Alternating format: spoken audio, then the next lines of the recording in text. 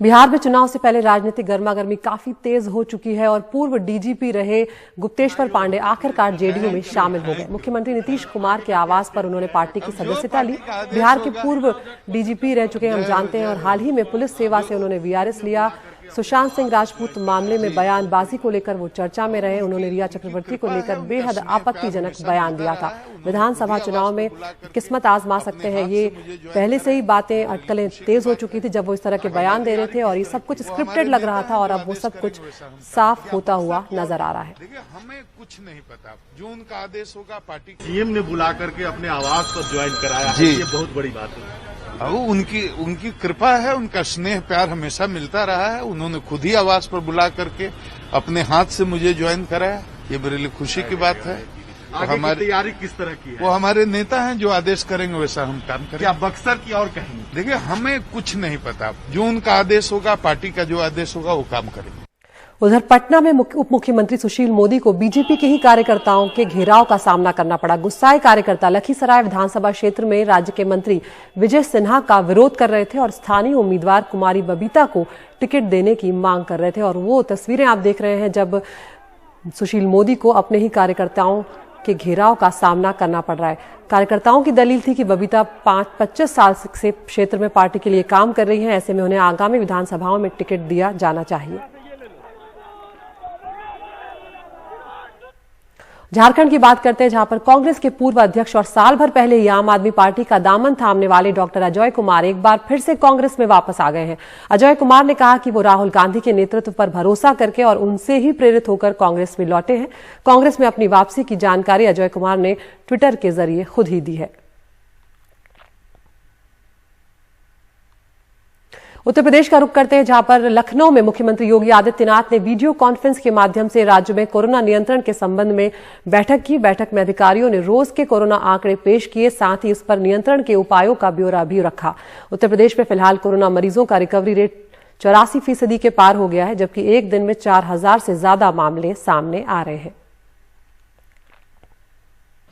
तो जहां एक तरफ कोरोना के मामले बढ़ रहे हैं, वहीं उत्तर प्रदेश में लगातार अपराध जो है वो भी बढ़ता ही जा रहा है। लगातार माफियाओं के खिलाफ सरकार की ओर से कार्रवाई भी की जा रही है। कल राज्य के प्रयागराज जिले में बाहुबली अतीक अहमद के करीबी गुड्डू नाम के गैंगस्टर पर कार्रवाई की गई है। प्रशासन ने गुड्डू की अवैध इमारत को गिरा दिया है। ये कार्रवाई कानूनी प्रावधानों के तहत की गई है। कुछ दिन पहले ही प्रयागराज में ही अतीक अहमद के पुश्तैनी घर को भी गिराया गया था। ये कार्रवाई भी अवैध निर्माण को हटाने के तहत ही की गई थी। छत्तीसगढ़ के राजनांदगांव में 5 किलो आईईडी विस्फोटक मिला है, जिसमें आईटीबीपी की 40वीं बटालियन और जिला पुलिस के जवानों ने निष्क्रिय कर दिया है। ये विस्फोटक बेगा सालेवारा से पंडरीपानी गांव के पास समुद्र पानी की सड़क पर निरीक्षण के दौरान बरामद हुआ। जैसे ही मौके पर मौजूद लोगों में विस्फोटक होने की खबर से हड़कंप मच गया, लेकिन बाद में पुलिस और आईटीबीपी की टीम ने बड़ी सावधानी से विस्फोटक को निष्क्रिय कर दिया।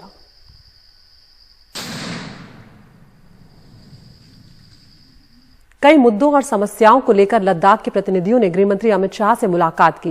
दरअसल अलग केंद्र शासित प्रदेश बनने के बाद लद्दाख के लोगों के कई विशेषाधिकार जो हैं वो खत्म हो गए हैं और अब अपनी सांस्कृतिक विरासत और भाषा को लेकर उनकी कई फिक्र हैं। नजीर मसूदी की ये खास रिपोर्ट। गृहमंत्री अमित शाह के साथ लद्दाख के सभी दलों और वर्गों के प्रतिनिधियों की बैठक। जम्मू कश्मीर से जुड़े अनुच्छेद 370 को हटाने, जम्मू कश्मीर और लद्दाख को 2 अलग अलग केंद्र शासित प्रदेश बनाने के ठीक 1 साल बाद ये बैठक इस मायने में खास रही कि केंद्र सरकार ने लद्दाख के लोगों की कई वाजिब चिंताओं के हल का आश्वासन दिया। दरअसल जब लद्दाख जम्मू कश्मीर का हिस्सा था तो अनुच्छेद 370 और 35A से वहां के लोगों को भी अपनी जमीन, अपनी संस्कृति, भाषा और नौकरी से जुड़े कई विशेष हक हुकूक हासिल थे, लेकिन उनके हटने के बाद ये विशेषाधिकार खत्म हो गया। यहीं से उनकी नई चिंताएं शुरू हुई। जब जम्मू कश्मीर राज्य के साथ थे हम, तब 370 था और 35A था, जिसकी वजह से स्टेट सब्जेक्ट को ही होता था। लेकिन अगर 6 शेड्यूल के अंदर जो प्रावधान है वही प्रावधान चाहे 6 शेड्यूल के अंदर चाहे किसी और जरिए से लद्दाख में लागू करते हैं तो हमें 370 और 35A से ज्यादा सुरक्षा मिलेगा। इसीलिए हम हमेशा लॉ के खिलाफ है। तो मान लीजिए कोई जाति में बसना चाहता है तो लद्दाख को क्या दिक्कत होती है? दिक्कत हमें इसलिए है, हमारे लद्दाख का पॉपुलेशन जो है 3 लाख है। हमारे पास इतना बैरन लैंड है, बाहर से बहुत सारे लोग आके रह सकते हैं। 10 साल के बाद हम माइनॉरिटी में होंगे, तो हमें ऑब्जेक्शन होना चाहिए। लद्दाख के लोगों को आशंका है कि वो अपने राज्य में अल्पमत में न आ जाएं। स्थानीय लोगों के लिए आजीविका के साधन, नौकरियों, अपनी विशिष्ट विरासत और भाषा को बचाने से जुड़ी चिंताएं भी उनके मन में तैर रही हैं। यही वजह है कि वो संविधान की 6ठी अनुसूची को लद्दाख में लागू करने की मांग कर रहे हैं। उन्होंने ये भी ऐलान किया था कि अगर उनकी मांग नहीं मानी गई तो वो लद्दाख ऑटोनोमस हिल डेवलपमेंट काउंसिल के चुनावों का बायकॉट करेंगे। लेकिन केंद्र सरकार ने उनकी मांग पर सकारात्मक विचार का आश्वासन दिया, जिसके बाद चुनाव के बायकॉट को उन्होंने वापस ले लिया है। The provisions in 6th schedule will be looked into, and besides that, if there are anything which can be brought under the constitution or within the framework of constitution, whatever is possible for the protection of the people of Ladakh, their interest, whatever they have demanded, that will be considered. Ladakh autonomous hill development council के चुनाव पूरे होने के 15 दिन बाद लद्दाख के लेह और करगिल जिलों के प्रतिनिधियों के एक बड़े प्रतिनिधिमंडल के साथ गृह मंत्रालय फिर से विचार विमर्श शुरू करेगा, जिसमें लद्दाख के लोगों के हितों और विशेषाधिकारों को बचाए और बनाए रखने का रोड मैप तैयार होगा। नजीर मसूदी की रिपोर्ट, एनडीटीवी इंडिया।